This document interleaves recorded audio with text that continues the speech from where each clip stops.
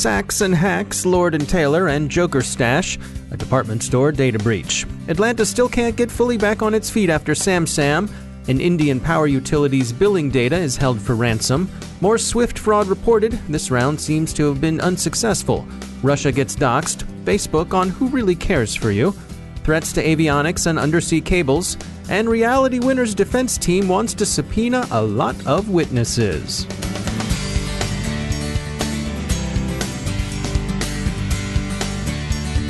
It's time to tell you about our sponsor, ThreatConnect.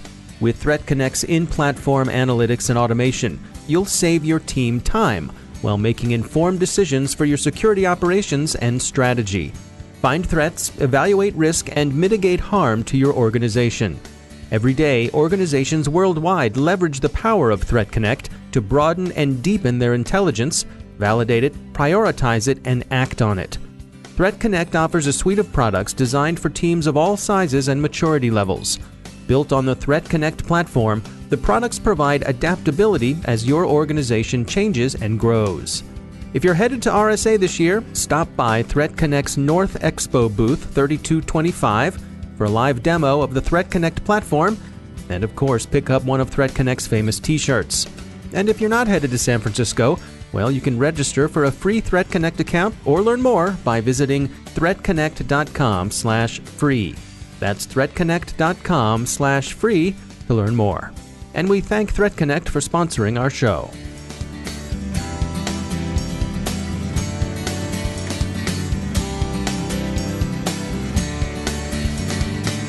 Major funding for the CyberWire podcast is provided by Cylance. From the CyberWire studios at Data Tribe, I'm Dave Bittner with your CyberWire summary for Monday, April 2nd, 2018.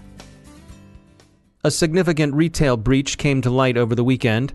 Last Thursday, the Joker Stash hacking syndicate, also known as Fin7, began offering more than 5 million payment cards for sale in dark web markets. The cards appear to have been compromised in a breach of retailers Saks and Lord & Taylor, both department store chains owned by the Toronto-based Hudson's Bay Company. The breach was disclosed yesterday, April 1st, 2018, in a blog post by Gemini Advisory that was subsequently confirmed by the Hudson's Bay Company. Gemini Advisory believes the compromise dates back to May 2017 and has continued into the present. Most of the card data is thought to have been stolen from customers in New York and New Jersey. 125,000 records have been released for sale so far. The rest are expected to appear on the black market within the next few months. Hudson's Bay tersely says it's addressed problems in its network security, continues to investigate, and plans to offer affected customers the usual sorts of post-breach assistance, including free identity protection services, including credit and web monitoring. The SamSam ransomware attack against Atlanta's municipal systems is proving distinctly difficult to remediate. Updates posted to the city's ransomware cyber attack information hub suggest that online payment systems Atlanta runs remain the most affected. Airport Wi-Fi was disabled, the city say, out of an abundance of caution. They don't think personal information has been compromised, and so while they hope this will provide citizens and employees with some measure of reassurance, they caution that they're proceeding on the cautious assumption that such data may have been affected. The city is largely mum on how the attack happened and on when they expect recovery to be complete. Investigation and remediation continue with an array of partners at federal and state level and from the private sector. Outside observers suggest that the city is running a number of disparate legacy systems and that policing all of these is an unusually messy process. Gizmodo quotes several who noticed that the attack came a couple of months after a January audit and report of Atlanta's cybersecurity pointed out a number of vulnerabilities that the city was in the process of addressing.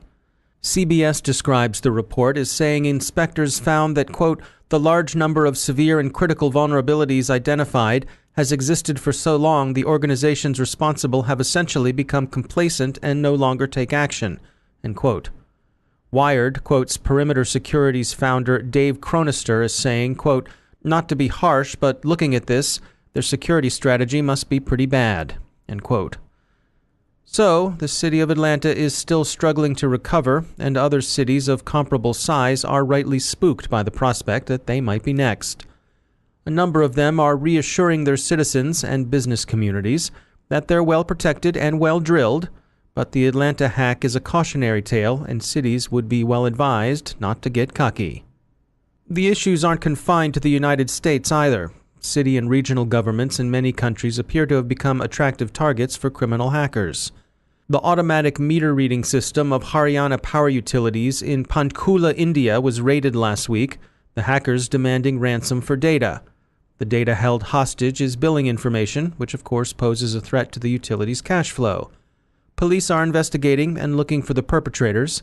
Officials say that the billing data was backed up and that they've been recovering from those backups. Malaysia's central bank, Bank Negara Malaysia, identified a series of fraudulent wire transfer attempts last week. Bank officials say that they stopped execution of the transfers before any money was lost, and that the attempted fraud came through falsified SWIFT transfer requests. Banks in Southeast Asia are on alert.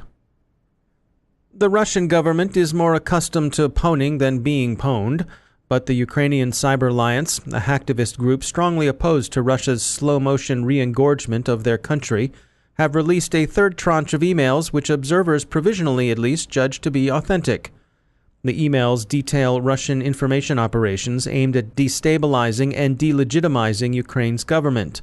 2 points are particularly interesting.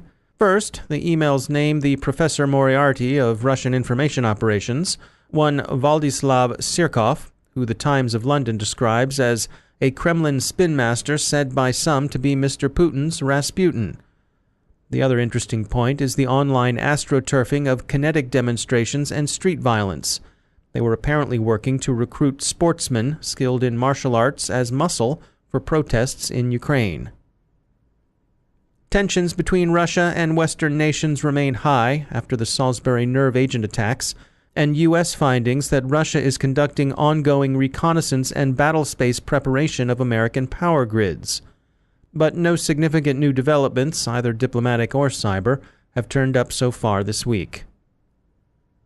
Facebook's rough ride continues. It's receiving uncomfortable attention in the UK for its failure to do something, or at least something more, about anti-Semitic content. The criticism has grown alongside the ongoing Labour Party scandal involving scurrilous social media activity by party leaders. Facebook's CEO Mark Zuckerberg did take some shots back at Apple, which last week didn't pass up an opportunity to repeat its view that when services are free, it's the user and not the server that's the real product.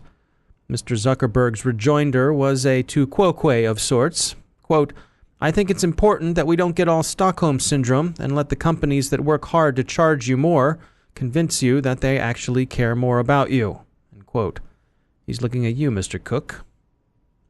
Mr. Zuckerberg also claimed that Facebook was looking out for the many people who can't afford to pay a lot to be connected. On the issue of fake news, he said the company hadn't really understood the extent of Russian information operations, but they do now, and they'll certainly be on the alert. There are 2 stories that might at this point count as evergreen. First, the recent minor and swiftly contained WannaCry appearance in Boeing's networks prompts observers to warn again about the risk of cyber attack against airline avionics, with the potential for disastrous disruption of flight systems.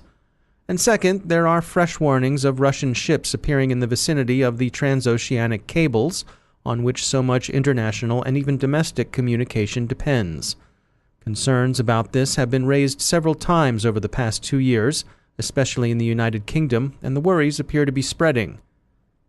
And finally, in the case of alleged NSA leaker Reality Winner, the defense appears to be planning to drag in as many parties as possible. Politico reports that on Friday, Ms. Winner's lawyers filed an intention to subpoena representatives of the 21 states that the Department of Homeland Security formally notified last year of targeting by Russian hackers. They also intend to subpoena a number of well-known cybersecurity firms and news services to testify, including Trend Micro, FireEye, CrowdStrike, Velexity, F-Secure, ThreatConnect, Motherboard, SecureWorks, and Fidelis Cybersecurity. The defense has also asked for records and testimony from the Central Intelligence Agency, the Department of Defense, the National Archives, the National Security Council, the Office of Director of National Intelligence, the Department of Homeland Security, and the White House. Prosecutors call this an unchecked fishing expedition that would constitute an oppressive and frivolous waste of government resources. Now I'd like to share some words about our sponsor, Akamai. You've heard of the Zero Trust security model. Well, Akamai is the expert in deploying Zero Trust architectures to address the evolving security threats you face every day. That's because they're also the cloud experts. Akamai's approach to security was built for the cloud because it was born in the cloud. In the age of Zero Trust networks, the enterprise network is no longer the perimeter. The entire cloud is the perimeter, with no inside or outside. And the threats can come from anywhere and anyone at any time. Akamai's Zero Trust security model accelerates secure digital transformation, protecting your business and enabling growth. Visit akamai.com/zerotrust to learn more. That's akamai.com/zerotrust. And if you're going to RSA this year, stop by and say hi to me and the CyberWire team at the Akamai booth, North Hall, booth 3625. We hope to see you there, and we thank Akamai for sponsoring our show.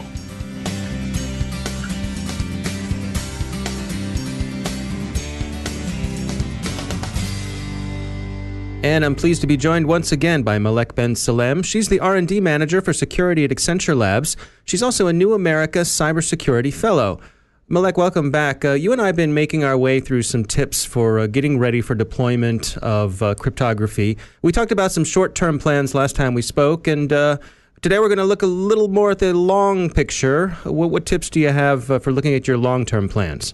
Yeah, so we were talking about post-quantum cryptography and getting ready for that. One thing that companies can do in the long run is establish a process to verify the maturity of post-quantum crypto algorithms. We know that today NIST has already launched a project to evaluate post-quantum crypto algorithms for public key encryption. As a matter of fact, they're having their first conference in April in Florida to review some of those proposed algorithms, which will go through a 3 to 5 year evaluation process probably.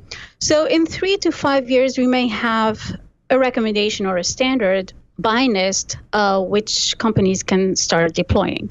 By that time, companies should establish a process to verify the maturity of that algorithm. Is it still being under development, or is it already endorsed by NIST or by ISO or some other standardization body? They should have an understanding of the degree of integration of that algorithms and the degree of adoption of that algorithm by companies like Apple, Microsoft, or Intel. And then they should decide for themselves whether they should be early adopters or not. So we know that quantum computing technology, at least the way it's going to pose a threat to crypto, is not going to happen at least in 10 to 15 years, right? That's by most optimistic accounts. But for companies that have to, or that are archiving long-term data, meaning that they have data that needs to be secured for in the long run, they would probably want to encrypt that data in advance using these post-quantum crypto algorithms so that they're not exposed, that data doesn't get exposed. So if they have that type of data, then they may need to adopt early those types of post-quantum crypto algorithms. We've heard stories where nation states in particular have started gathering up data, even though it's encrypted, and they can't decrypt it now, with the hope that sometime in the future they will be able to decrypt it. Exactly. And that's what companies should be aware of, and they should be planning for that. If they have data that needs to be safe in the long run, they should upgrade their key lengths at least today.